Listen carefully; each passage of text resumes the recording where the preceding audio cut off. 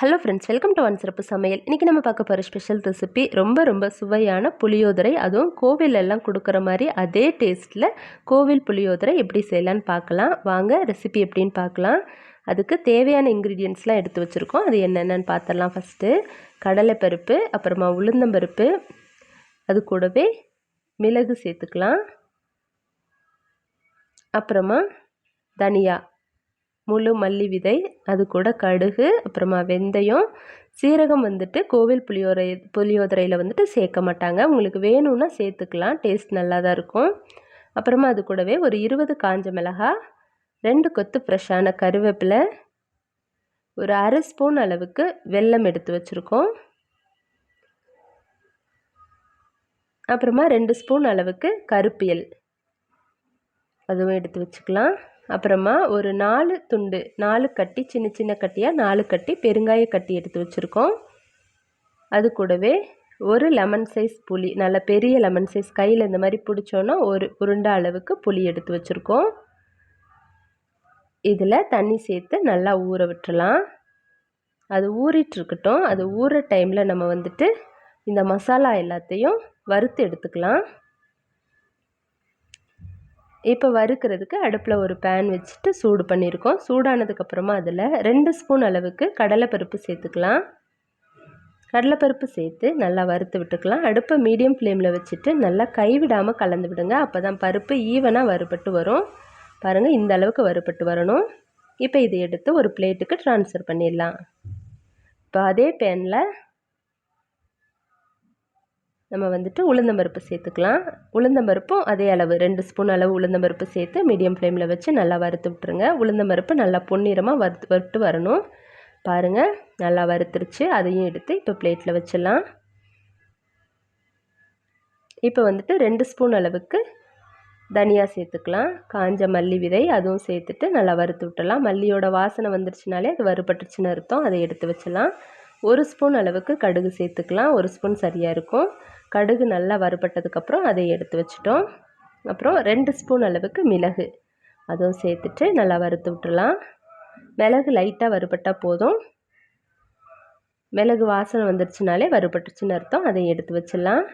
இப்போ அதுலேயே ஒரு அரை ஸ்பூன் அளவுக்கு வெந்தயம் சேர்த்துக்கோங்க. வெந்தயம் ரொம்ப வேணாம், அதிகமாக சேர்த்தோன்னா கசப்பு டேஸ்ட் வந்துடும். அதனால் வெந்தயம் சேர்த்து வறுபட்டதுக்கப்புறம் எடுத்து வச்சிடலாம். இப்போது 2 ஸ்பூன் அளவு கருப்பியல் சேர்த்து நல்லா கலந்து விட்டுக்கலாம். எள்ளு படபடன்னு பொரிஞ்சிருச்சுனாலே அது வறுபட்டுருச்சுன்னு அர்த்தம். அதை எடுத்து வச்சிடலாம். இப்போ அதே பேனில் ஒரு 2 ட்ராப் அளவு எண்ணெய் விட்டுட்டு பெருங்காயத்தை சேர்த்து வறுத்துக்கலாம். அடுப்பை சிம்மில் வச்சுக்கோங்க. பொறுமையாக வறுத்து விட்டுக்கலாம். பெருங்காயம் எல்லா சைடும் நல்லா பொரிஞ்சு வரட்டும். இந்த மாதிரி எல்லா சைடும் நல்லா பொரிய வச்சுலாம். இப்போ பாருங்கள், பெருங்காயம் நல்லா பொரிஞ்சு வறுபட்டு வந்துடுச்சு. இப்போ இதையே எடுத்து அந்த பிளேட்டில் சேர்த்து ஆற விட்டுலாம். ஆறுனதுக்கப்புறம் மிக்சர் ஜாரில் சேர்த்து நல்லா பவுட்ரு பண்ணி எடுத்துகிட்டு வந்துக்கலாம். இப்போ பாருங்கள், நல்லா பவுட்ரு பண்ணி எடுத்துகிட்டு வந்தாச்சு. இப்போ இந்த பவுடரை ஒரு கிளாஸ் பாட்டிலில் போட்டு ஸ்டோர் பண்ணி எடுத்து வச்சுக்கலாம். இந்த மாதிரி பாட்டிலில் போட்டு ஸ்டோர் பண்ணி எடுத்து வச்சிட்டோன்னா ஒரு 3 மந்த்ஸ் வரைக்குமே கெட்டு போகாது. ரொம்ப நல்லாயிருக்கும்.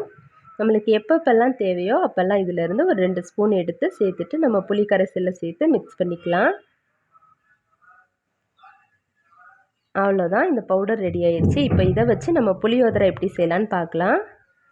அதுக்கு அடுப்பில் ஒரு பாத்திரம் வச்சுட்டு நல்லெண்ணெய் சேர்த்துக்கலாம். நல்லெண்ணெய் ஒரு 4 to 5 ஸ்பூன் அளவுக்கு சேர்த்துக்கலாம். புளியோதரைக்கு நல்லெண்ணெய் அதிகமாக சேர்க்கும் போது தான் ரொம்ப நல்லாயிருக்கும். இப்போ அதில் 2 ஸ்பூன் அளவுக்கு வேர்க்கடலை சேர்த்து நல்லா வறுத்து விட்டுக்கலாம். வேர்க்கடலை இது பச்சை வேர்க்கடலைன்றனால நல்லா வறுத்துக்கணும். அந்த பச்சை வாசனை போக நல்லா கிறிஸ்பி ஆகிற வரைக்கும் வறுத்துட்டு அதுக்கப்புறம் 2 ஸ்பூன் அளவுக்கு கடலைப்பருப்பு, அது கூடவே ஒரு 1.5 ஸ்பூன் அளவுக்கு கடுகு, கொஞ்சமாக ஒரு 1/4 டீஸ்பூனுக்கும் கம்மியாக வெந்தயம் கொஞ்சம் சேர்த்துட்டு நல்லா கலந்து விட்டுடலாம். கடுகு நல்லா வெடித்து வரணும். கடுகு வெடித்ததுக்கப்புறமா அதில் ஒரு 20 காஞ்ச மிளகாய் காம்பு நீக்கிட்டு எடுத்து வச்சுருக்கோம், அதை சேர்த்துக்கலாம்.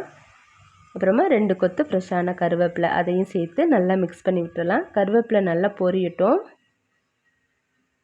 கருவேப்பிலை பொரிஞ்சதுக்கப்புறமா அதில் நம்ம எடுத்து வச்சுருந்த புளி தண்ணியை நல்லா கரைச்சிட்டு சேர்த்துக்கலாம். நம்ம ஊற வச்சுருந்தோம் இல்லையா, அந்த புளி தண்ணியை நல்லா கரைச்சிட்டு இதோடு சேர்த்துடலாம்.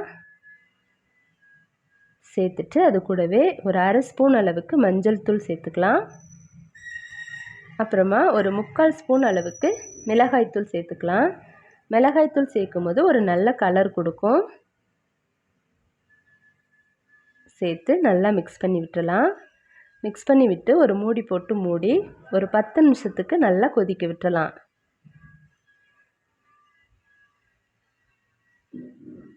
இப்போ 10 நிமிஷமாக கொதிச்சிருக்கு. நல்லா சுற்றிலும் எண்ணெய் பிரிஞ்சு வந்திருக்கு பாருங்கள். இப்போ இதில் இந்த புளி கரைசலுக்கு தேவையான அளவுக்கு உப்பு சேர்த்துக்கலாம். அது கூடவே நம்ம பவுட்ரு பண்ணி எடுத்து வச்சுருந்த பவுடர்லேருந்து ஒரு 3 ஸ்பூன் அளவுக்கு பவுடர் சேர்த்துக்கலாம். சேர்த்துட்டு நல்லா மிக்ஸ் பண்ணி விட்டுறலாம். இந்த பவுடர் சேர்த்ததுக்கப்புறம் ஒரு 10 நிமிஷம் மீடியம் ஃப்ளேமில் வச்சு நல்லா கொதிக்க விடணும். நம்ம இதில் கடலைப்பருப்பு எல்லாம் சேர்த்து வறுத்து பொடிச்சு சேர்த்துருக்கிறனால இது வந்துட்டு கொஞ்சம் நேரத்தில் திக்காயிரும். இப்போ 10 நிமிஷம் கொதிச்சு வந்திருக்கு. இதில் வெல்லம் தேவையான அளவு சேர்த்துருக்கோம். ஒரு 1/2 ஸ்பூன் அளவு வெல்லம், கொஞ்சமாக பெருங்காயத்தூள் சேர்த்துருக்கோம்.